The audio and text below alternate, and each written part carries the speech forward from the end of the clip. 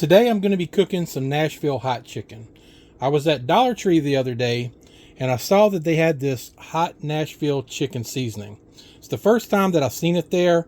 Usually I make my own seasoning, but I have seen it for sale in other places, often for much more than the $1.25 that Dollar Tree was charging.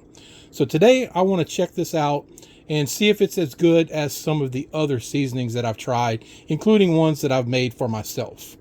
I'm going to cook the chicken two different ways. The traditional way by battering and frying some chicken, and I'm also going to try using some pre-breaded frozen chicken tenders just to see how they come out.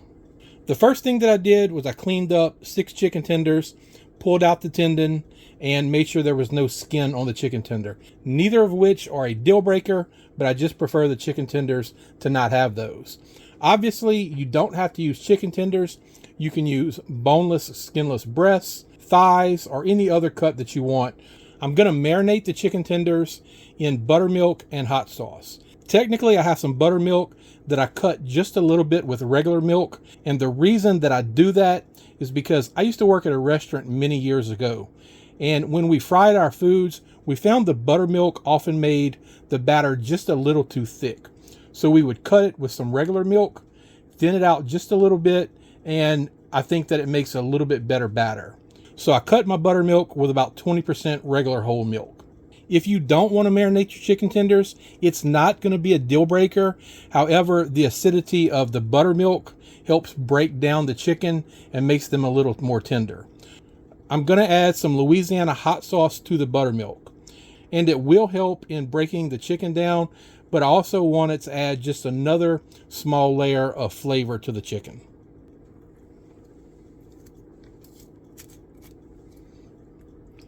There's really no set amount. It just depends on how much you want to put. I personally prefer to use some of the milder hot sauce rather than something like Tabasco, which it's a good hot sauce, but it just adds a little more heat to a lot of foods that I don't want. I'm going to stir this up.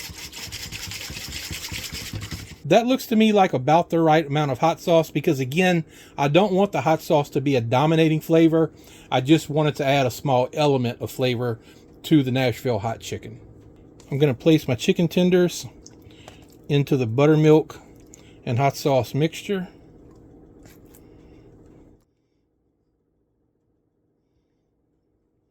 And I'm going to let these marinate in the refrigerator for about 4 or 5 hours. Okay, it's been about 4.5 hours that I let the chicken tenders marinate. I have my oil heating up in the fryer, and it's almost the temperature. I have it set at 375 for right now, but I'm going to fry the chicken tenders at 350.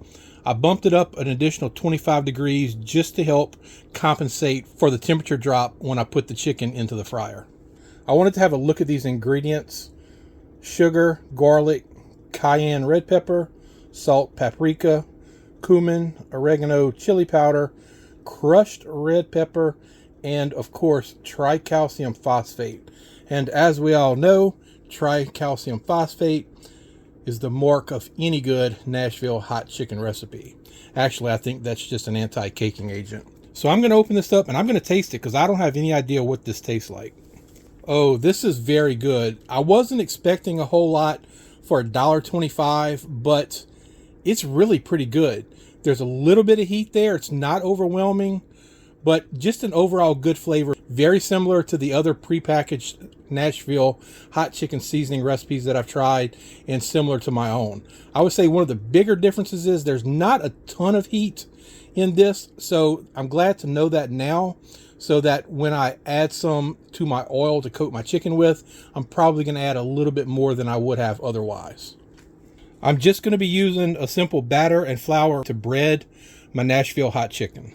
And because I did cut the buttermilk with regular milk, I'm going to go from batter to flour and batter to flour. If I was only using buttermilk, I would probably only go from batter to flour one time.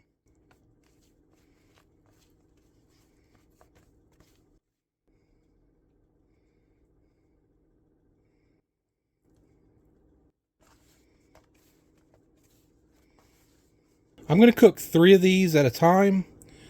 And you want to have enough of a thick crust on here to hold that seasoning and flavor on when they're done. If you just have a really thin batter, it's going to have more difficulty holding that Nashville hot chicken seasoning on.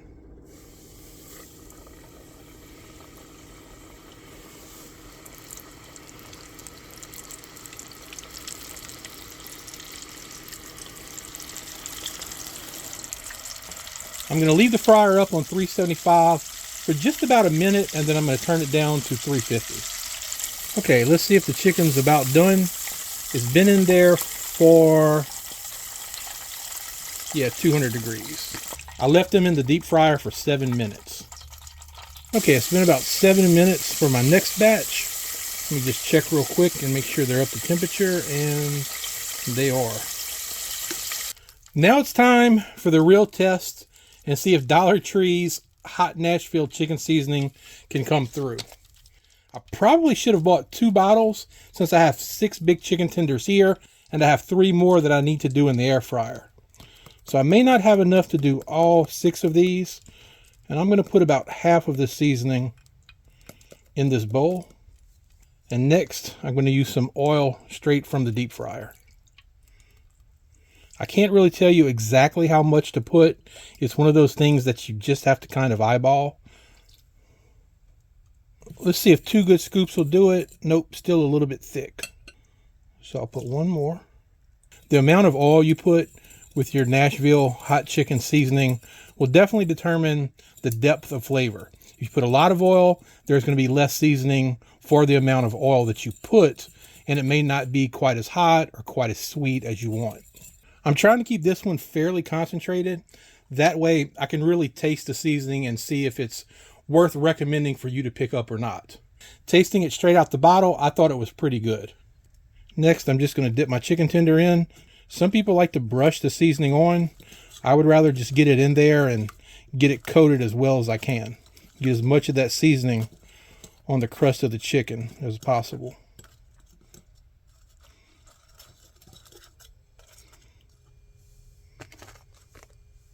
Okay, so there is the homemade Nashville hot chicken featuring the Dollar Tree Nashville hot chicken seasoning. I'm not going to taste these just yet because I do want to get the other batch of chicken tenders going.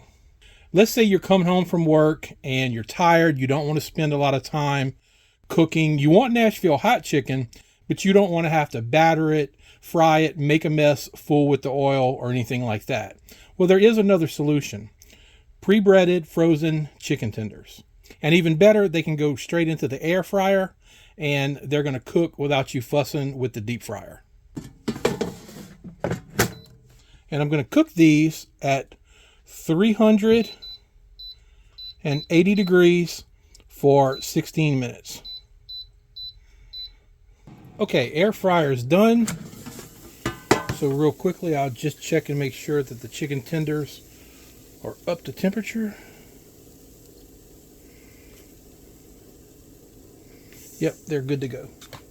So let me slide these to the side and I'll show you how I'm going to do this. Obviously, I could use some of the oil from the fryer, but if you don't normally fry things, you're not going to have any fryer oil.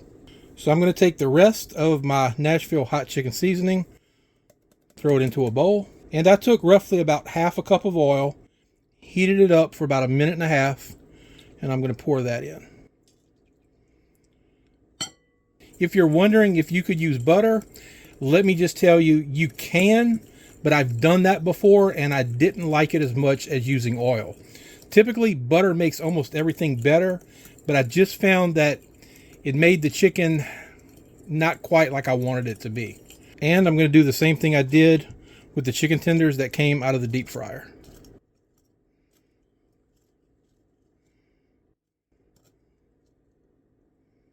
And here are my pre-breaded frozen chicken tenders for my Nashville hot chicken. So here, side by side, are both the deep fried and the frozen pre-breaded chicken tenders.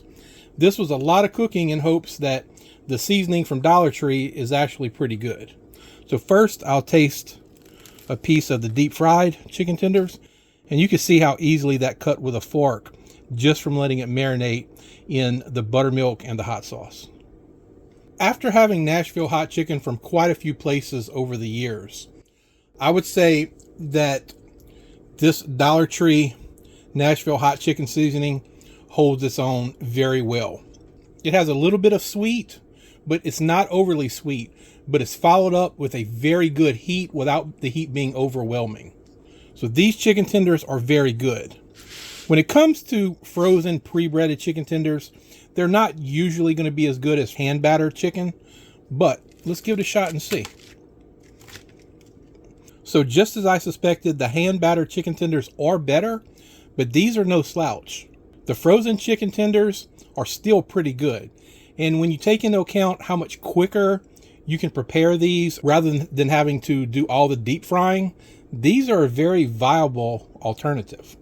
So as an overall, I would say this brand of Nashville hot chicken seasoning is a winner. The brand name is Kelowna, which I think I may have seen that brand at Dollar Tree before, but it's very good. As I said, it's better than some of the mixtures that I've came up with, and definitely on par with some of the more expensive seasonings, because I've paid as much as $8 or $9 for, it was a bigger bottle than this, but for some of the supposed premium Nashville hot chicken seasonings.